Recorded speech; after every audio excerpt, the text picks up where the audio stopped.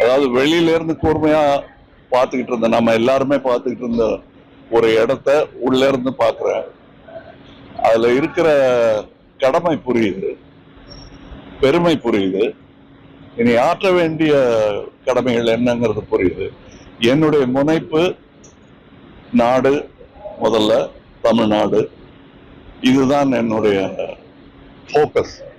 அதுக்காக தான் நான் இங்க இருந்து போயிருக்கேன். இது நல்ல முக்கியமான பொறுப்புன்னு நான் நினைக்கிறேன். சரிவர என் கடமையை செய்வேன்னு நினைக்கிறேன். அங்க என்ன பேச போறேன், என்ன பேசுறேங்கிறத இங்க சொல்லக்கூடாதுங்கிறது தான் எங்க கடமையும் இல்லை ஒண்ணு. அதனால ஜாஸ்தி அதை பத்தி இங்க பேச முடியாது. நான் பேச ஆரம்பிச்சதும் அதை பத்தின கேள்விகள் நிறைய வரும். அப்ப நம்ம தொடர்ந்து சம்பாஷிக்கலாம்.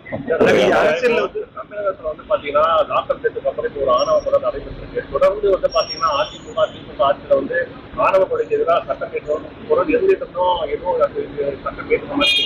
ஆணவ கொலைகள் சுதந்திரம் வாங்குறதுக்கு முன்னாடியில இருந்து நடந்துட்டு இருக்கு. அதுக்கான அடிநாதம் கட்சிகள் மட்டும் இல்ல, நம்மளுடைய சமுதாய அமைப்பு.